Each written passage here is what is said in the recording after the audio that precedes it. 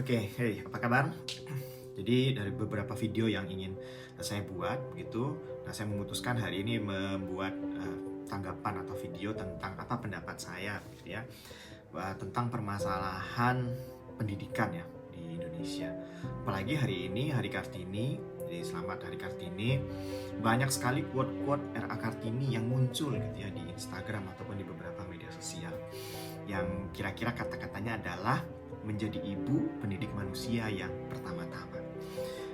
Di sisi yang lain ada berita anak SMP atau pelajar-pelajar kita belum bisa membaca dengan baik, belum bisa berhitung dengan baik, atau bahkan juga ada yang muncul berita tentang tidak bisa melihat jam analog.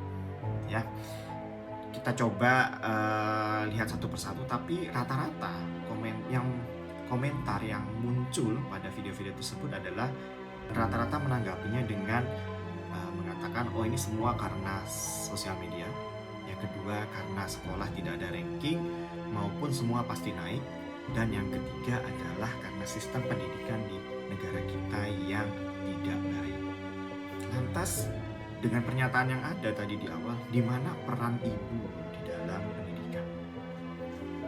Oke, coba kita lihat masalahnya satu persatu ya. Atau mungkin justru setelah kita bedah nanti, ini ternyata bukan masalah ya. Bagi sebagian orang ternyata bukan masalah. Kita coba lihat.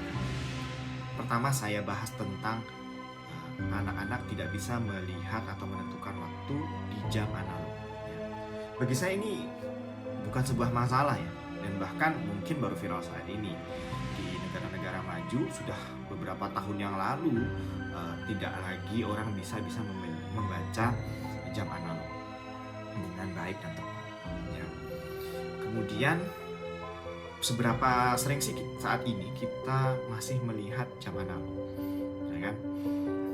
Di handphone jam digital, jam tangan bahkan banyak yang sudah digital ya, karena smartwatch. Kemudian di sekolah ya rata-rata jam digital ya, karena sudah memang terjadi perubahan zaman. Lantas masih pentingkah untuk kita mengetahui bagaimana membaca jam analog? Ya, kalau ada yang mengatakan penting silakan, tapi bagi saya itu bukanlah suatu parameter bahwa pendidikan itu kemudian berjalan baik atau tidak. Yang kedua, untuk permasalahan menghitung atau matematika. Nah, pertanyaan yang paling mendasar, atau mungkin ini pertanyaan kepada diri kita masing-masing ya, yang saat ini sudah bekerja, saat ini mungkin sedang kuliah gitu. Seberapa jauh sih perkalian itu selalu digunakan? Dan dijawab dengan kemampuan hafalan kita. Kalau saya sendiri jujur, saya tidak pernah lagi menggunakan kemampuan hafalan saya dalam menghitung. Kenapa? Ada yang namanya kalkulator. Nah, jadi kalau perkalian, pembagian, pengurangan, penambahan ya tentu saya menggunakan kalkulator. Kalkulator ada di handphone, ada dimanapun. Ya, jadi saya tidak lagi selalu berpikir misalnya, oh 3 kali 3 itu berapa ya? 9 kali 3 berapa ya? Cuman ketik saja sudah selesai. Jadi tidak perlu ada menghafal maupun memikirkan itu. Lantas, apakah kemampuan matematika ini sudah tidak penting? Nah, justru bagi saya, kemampuan matematika ini bukanlah untuk digunakan dalam menghitung, mengali, menambah secara tradisional atau konvensional ya. Justru saya menggunakan matematika itu untuk kehidupan sehari-hari. Dan menurut saya ini yang lebih penting daripada sekedar mereka tuh tahu bagaimana perkalian dan yang lainnya. Nah, makanya itu. Nah, oleh karena itu berkembangnya soal matematika lebih kepada deskripsi menurut saya akan jauh lebih baik daripada hanya sekedar menghafalkan 1 kali 1 berapa, 1 kali 2 berapa, 1 kali 4 berapa gitu ya. Tapi deskripsi permasalahan itu akan lebih cocok gitu ya.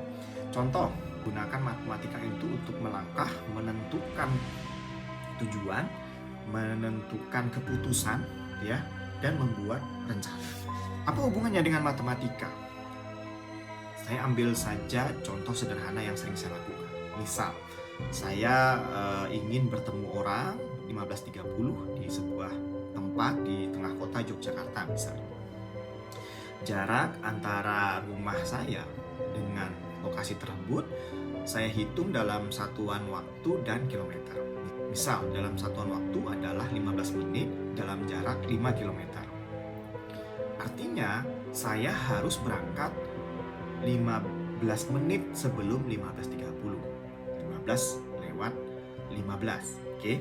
Nah, tapi dalam perhitungan tersebut saya memperkirakan adanya kemacetan yang kira-kira 5-10 menit.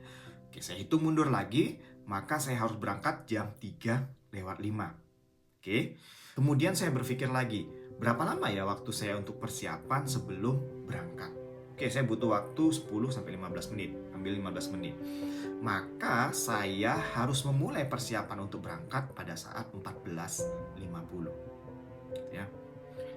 Tapi dalam perjalanannya atau dalam keputusan ini saya kemudian berpikir, loh, ada faktor eksternal lain. Misal kalau sekarang saya muslim, ya ada sholat asar gitu yang terjadi pada saat 15.00 misalnya, 15.01 misalnya.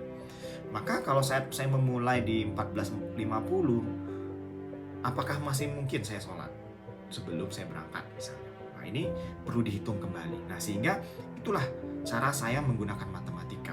Ini yang cukup sederhana ya. Karena ya dalam hal yang lebih besar lagi saya sering lakukan dalam membuat planning dalam suatu kegiatan, membuat planning dalam sebuah perkuliahan dan macam-macam. Nah, ini fungsi matematika yang saya gunakan.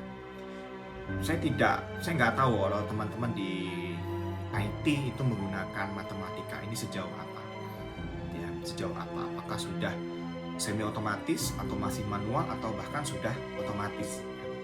Nah, ini bergantung pada kebutuhan. Nah, sehingga menurut saya kalau pertanyaan matematikanya sekedar perkalian 3 kali 3 kemudian mereka nggak bisa jawab, tidak mewakili bahwa masa depan mereka akan buruk. Selama mereka bisa menggunakan hitung-hitungan matematika dengan baik, contoh tadi yang saya lakukan, maka saya rasa tidak ada masalah. Nah, justru bermasalah adalah saat mereka paham betul matematika, hafal betul 3 kali 3 berapa, 9 kali 3 berapa, tapi pada saat bikin janjian untuk ketemu, mereka masih terlambat karena gagal menghitung waktu untuk bisa sampai di lokasi dengan tepat waktu. Di menurut saya penting nggak matematika? Penting, tapi pengembangannya sebaiknya untuk aplikatif. Yang ketiga, membaca. Tentu yang ini, statement awal saya, membaca adalah kewajiban. Tapi bagi saya membaca ini konsepnya mirip dengan berbicara. Saat anak bayi diajari berbicara, itu diulang-ulang terus ya kan, sampai akhirnya dia paham, banyak kosakata yang diterima begitu. Nah, begitu juga ya membaca. Dipelajari dari A sampai Z ya. Kemudian dilatih dengan terus-terusan. Tapi kok ternyata di kalangan siswa tuh ada yang tidak bisa membaca sama sekali. Lantas bagi saya disinilah pentingnya peran ibu dan ayah. Ingat ya, bukan hanya ibu, tapi ibu dan ayah dalam biasakan anak untuk membaca. Terus apa usaha ibu dan ayahnya untuk membantu sistem pendidikan ini? Tentu untuk mengenalkan huruf di awal itu ya ada usaha dari orang tuanya ya sebelum masuk sekolah. Kemudian pada saat masuk sekolah, apa usaha orang tua atau ibu dan ayah ini untuk meningkatkan kemampuan membaca dari sang anak. Jadi bukanlah menjadi satu-satunya tanggung jawab sekolah untuk mengajarkan anak ini bisa membaca. Sebab apa? Bagi saya sekolah itu hanyalah sebuah media yang saya sepakat bahwa seorang manusia kalau nggak sekolah di sekolah formal itu nggak apa-apa. Nah, kalau sekolah itu bisa digantikan dengan media yang lain, maka ini juga tidak ada masalah. Bedanya hanya mendapatkan ijazah atau tidak mendapatkan ijazah secara formal. Dan saya yakin juga ini menjadi evaluasi yang dari guru-guru di Indonesia untuk meningkatkan level kualitasnya, bagaimana bisa meningkatkan kemampuan membaca anak-anak di level sekolah, bagaimana memberikan contoh bahwa membaca itu penting. Karena bagi saya, seorang guru itu pasti sangat tulus, memiliki hati yang tulus untuk mengajar, dan pasti akan menemukan jalannya untuk dapat meningkatkan kualitas dari siswa. Sehingga closing statement saya adalah, apakah sudah kita jalankan peran masing-masing dari kita dalam sistem pendidikan anak, sebagai orang tua, sebagai guru, sebagai pemegang kebijakan, gitu ya. Apakah sudah? Atau jangan-jangan kita ini hanya menyerahkan seluruh tanggung jawab itu pada guru.